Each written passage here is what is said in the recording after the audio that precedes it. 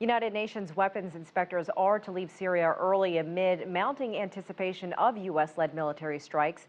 The 5 permanent members of the Security Council have been holding a second day of emergency meetings to discuss the unfolding crisis in Syria. For more on that, let's cross to New York, and our UN correspondent Stephen Fee is there now live. Stephen.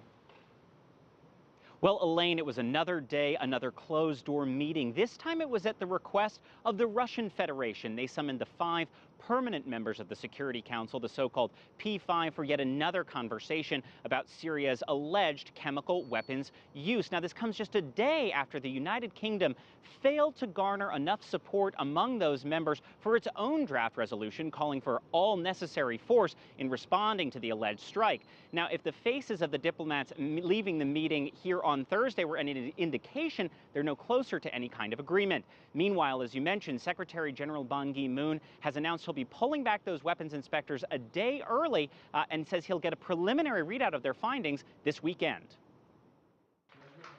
For weapons inspectors in Syria, the clock is ticking. You have 20 minutes till departure, so 10 minutes. Secretary General Ban Ki-moon has cut their mission short by a day and said he will return to New York from Vienna immediately. They will continue investigation activities until tomorrow, Friday, and will come out of Syria by Saturday morning and will report to me as soon as they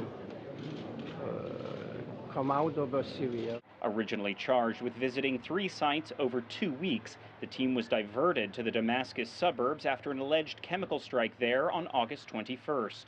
Despite the abbreviated mission, the UN's envoy to Syria said the team will provide conclusive evidence. For the moment, at the United Nations, what we are saying is that we wait for the results of this investigation that was asked almost unanimously by a lot of countries, including all 5 members of the permanent members of the Security Council. The Secretary General said the conflict in Syria has reached a most serious moment, but urged all nations to, quote, give peace a chance. He pledged that he will share the team's findings with UN members, including the Security Council, as soon as possible.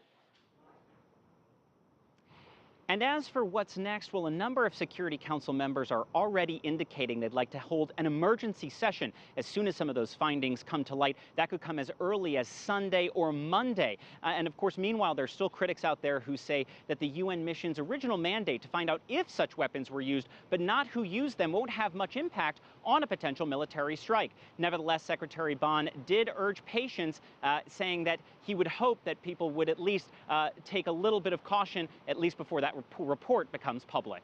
Elaine? All right, CCTV's Stephen Fee live in New York.